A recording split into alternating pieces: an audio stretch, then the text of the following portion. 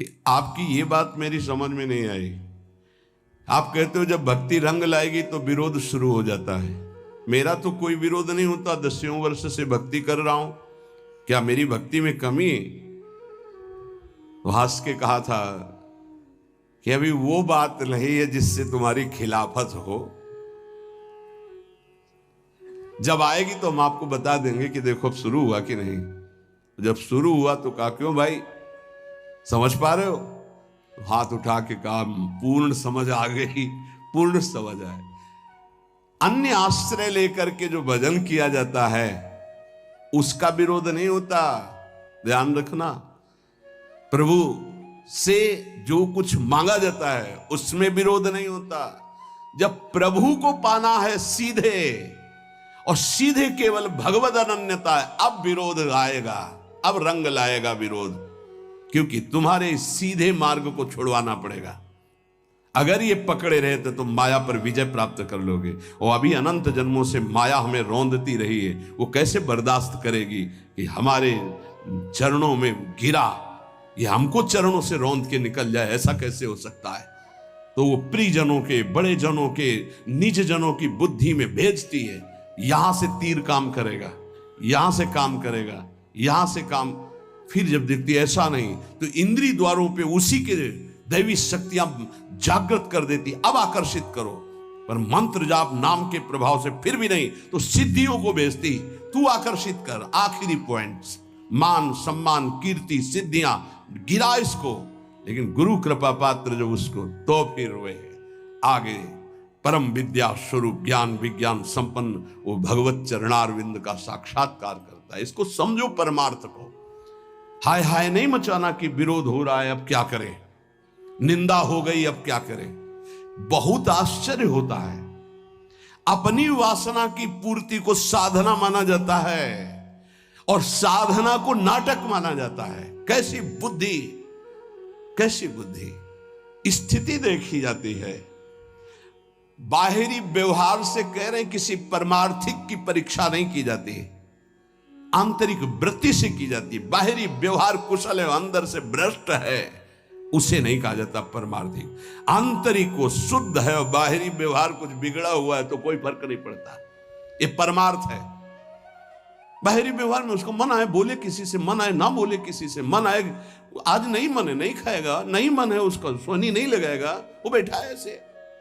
परमार्थिक व्यवहार का बहुत शुद्ध स्वरूप समझना। पर हमको अपने अनन्यता और अपने भागवतिक मार्ग से अगर विचलित होंगे, इधर उधर करेंगे तो फिर वो भजन नहीं माना जाएगा। इसलिए उपासक अपने लक्ष्य पर ध्यान रखे और ये जीवन केवल प्रभु के लिए है। इस जीवन में हम अब कुछ ऐसा बर्दाश्त नहीं करेंगे जिससे मेरा प्रभु का संबंध छूट जाए। इतना तो आ जाना चाहिए, शेष आगे की बात तो इष्ट और गुरु आचार्य हैं, वो देख लेंगे। आप में कि जहां मैं खड़ा हूं इससे पीछे कदम नहीं जाएंगे, चाहे हमारा गला काट दिया जाए। नारायण अति कठिन है हरि मिलन की बाट, या में पग पीछे धरे प्रथम शीश दे काट। ये मरकर मार्ग चला जाता है। अब हमारा कोई नहीं, मतलब की बात है तो हम आपकी सेवा करते हैं, मतलब की बात नहीं तो तुम्हारा जो लगता हो उसे बोल दो, अभी एक क्षण में मैं अलग हूं। किसी का सहारा नहीं, श्री जी का सहारा है। वो मारे या तारे, अब हमें ये नहीं देखना कि हमारी व्यवस्था करती तो मेरी आराध्य देव, व्यवस्था नहीं करती तो आराध्य देव नहीं। घोर अव्यवस्था में भी बोलेंगे महारानी जी की जय। घोर अपमान की स्थिति में मुझे ऐसी सामर्थ्य मिले कि मैं आपकी जय बोलूं। सम्मान और प्रीतानुकूलता में तो सब जय बोलते हैं। अपमान निंदा और विपत्ति की स्थिति में भी जहां कोई सहयोगी न हो, मैं आपकी जय बोलूं और आपको सराह सराह करके उस दुख और विपत्ति को सहूं। ये वो मार्ग है। अब कोई हमारा पति है, कोई हमारा प्रीतम है, कोई हमारी पत्नी, कोई हमारा भाई, कोई मित्र नहीं। नाते नेह राम के मनियत सुहृद सुसेव्य जहालो, अंजन कहा आंख जो फूटे। इसका अर्थ समझो, वो संबंध क्या जो हमारी भक्ति को नष्ट कर दे। अंजन कहा आंख जो फूटे, बहुत कहो कहा लो। इसलिए उपासक ये जीवन की बाजी अनंत जन्मों से हारते चले आए, इस बार जीतने का नंबर आया है। पासा पलटने न पावे, अपने ही पक्ष में विजय होगी, क्योंकि लाडली जो अपने सहयोग में है, आचार्य अपने सहयोग में है। लेकिन आपकी भी कोई निष्ठा होनी चाहिए। एक होता है पेंदी का लोटा, एक होता है बिना पेंदी का लोटा। पेंदी का लोटा जहां रख दो वहां अपना स्थान बना लेता है, और बिना पेंदी का लोटा ढड़कता रहता है। उपासक बिना पेंदी का लोटा नहीं होना चाहिए कि इधर से धक्का मारा उधर चला गया, उधर से धक्का मारा उधर चला गया। नहीं नहीं, अब वो ऐसी परिस्थिति है, ऐसा कर परिस्थिति को रौंद करके अपनी स्थिति में रहना, इसी का नाम उपासना है। शब्द को याद करो, परिस्थितियों को रौंद करके स्थिति में रहना, उसी तभी तो तुम्हारी बहादुरी है। परिस्थिति में डाउन हो गए, गिर गए, फिसल गए, परिस्थिति में रौंद दिए गए, तो फिर क्या है, फिर पढ़ाई करो। पता नहीं किस जन्म में परीक्षा में पास होंगे, ये होगी परीक्षा तो हमारे हो, तो बस इस हमारे पन में बाधा नहीं पड़नी चाहिए। तुम गाली भी दोगे तो बर्दाश्त हो जाएगी, जैसे अपना छोटा बच्चा। हमारे पन में फर्क नहीं पड़ना चाहिए। ये अपनापन, हमारापन स्वामिनी जी के प्रति यदि हम पहुंचा दिए तो अवगुण करे समुद्र सम गणत न पुनो जान, आपका काम बन जाएगा। ऐसा ना सोचो कि उपासना में परीक्षा नहीं आएगी। वासना की, शरीर संबंधियों की, ये सब परीक्षाएं आएंगी। बार बार स्त्री, बार बार पुरुष बनते हुए भटक रहा हूं, कौन रोक पा रहा है? आज अवसर मिला है आचार्य और गुरुदेव की कृपा से इस चक्र का भेदन करने का। आप इस चक्र के भेदन की सामर्थ्य तुम में हो तो बात करो, अन्यथा राधा राधा जपो। तुम्हारा जो कर्तव्य है वो हमारे साथ करो, नहीं तो जाओ। हम भरोसे श्री जी के, भरोसो दृढ़ इन चरणन के रो। निष्ठा है तो ये नौटंकी नाटक माया की तुम्हें परास्त नहीं कर पाएगी। अगर निष्ठा नहीं है तो फिर ये नौटंकी नाटक हो जाएगा। दोनों को देख लो। अगर निष्ठावान है तो भक्ति रंग ले आएगी। जितने भक्त चरित्र पढ़ते हो, क्यों पढ़ते हो? इसी बात के लिए पढ़ते कि हमारे आचार्य गुरुजन महापुरुष जन कैसे निष्ठा वाले थे, हमको वैसे ही चलना है। वाह वाह, चरित्र सुन के तालियां बजा दी, आनंदित हो गए, कितने महान भक्त। लेकिन आपका चरित्र क्या है? आपकी निष्ठा क्या है? प्रभु के प्रति आपका समर्पण क्या है? ये बहुत बात समझने की है। अगर हमारे प्रभु वनवास में हैं, सियाजू को सब सुविधाओं के लिए दोनों तरफ से प्रार्थना की गई। कभी जनकपुर में रह लेना, कभी महाराज, तो दशरथ जी के प्राण बच जाएंगे। हम सब आपको देख देख कर 14 वर्ष तक जी लेंगे कि सियाजू है मानो राम जी हैं। उन्होंने कहा, कैसी बातें करते हो? क्या शरीर से छाया को अलग किया जा सकता है? क्या देह से प्राण को अलग किया जा सकता है? ऐसे राम से सिया अलग नहीं हो सकती। ऐसी हमारी भक्ति होनी चाहिए। जुगल सरकार से हमारा जो संबंध है उस पर फर्क नहीं पड़ना चाहिए, उससे बढ़कर नहीं हो। जिन्होंने इस संबंध को स्वीकार नहीं किया वो पहुंच गए जहां थे उससे नीचे।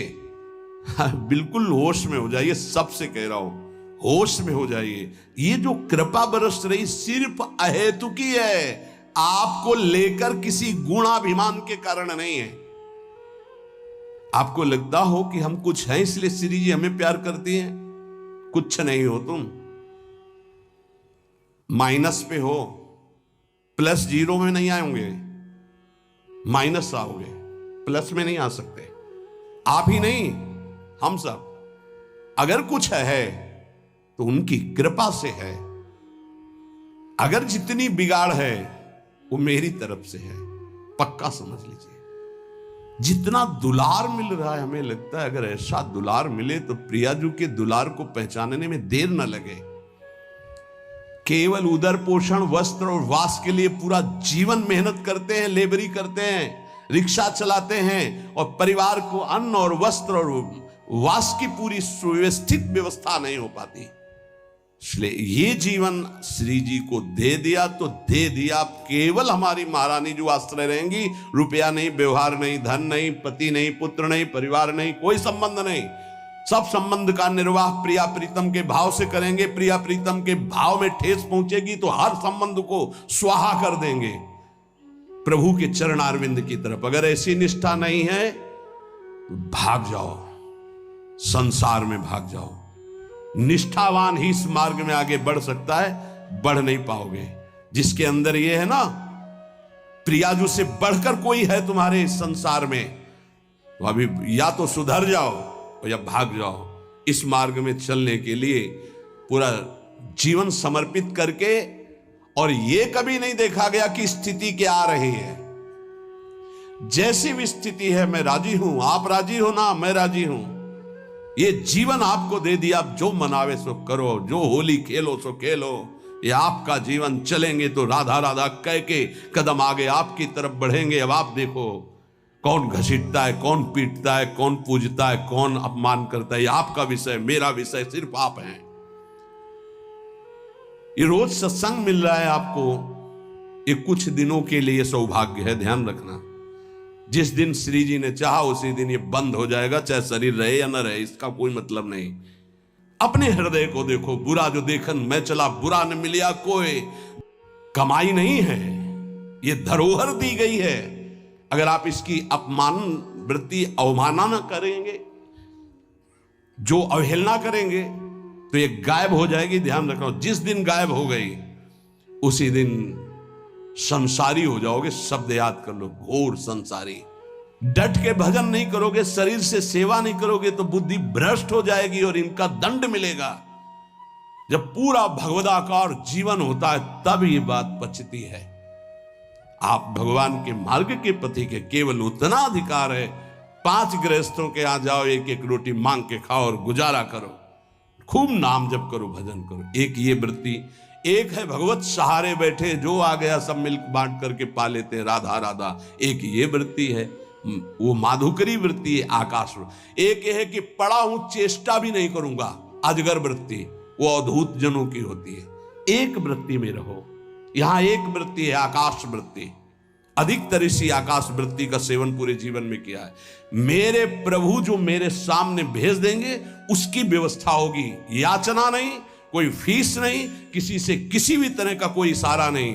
अगर कोई इशारा करता है तो दंडनीय अपराध है हमारे यहां, इशारा भी नहीं कर सकते। ये केवल आकाश वृत्ति। आकाश वृत्ति भगवत आश्रय, 100 रुपये आ जाएगा, उसके अनुसार काम होगा। 4 रोटी होंगी तो एक एक टुकड़े बांट करके खा लेंगे, राधा राधा रटेंगे, मांगेंगे नहीं किसी से। इसमें किसी का टैक्स नहीं, कोई फीस नहीं, कोई इसमें हमारा प्रतिग्रह नहीं है। मेरे स्वामिनी के द्वारा भरण पोषण, ये जो आपको मिल रहा है भिक्षान्न से भी पवित्र है, क्योंकि आकाश वृत्ति के द्वारा मिल रहा है। और ये जो आप वृत्ति को सोचते हैं आप, बहुत कठिन है भगवत मार्ग की डगर। बढ़िया अवसर मिल गया, समय बहुत आगे बढ़ चुका है।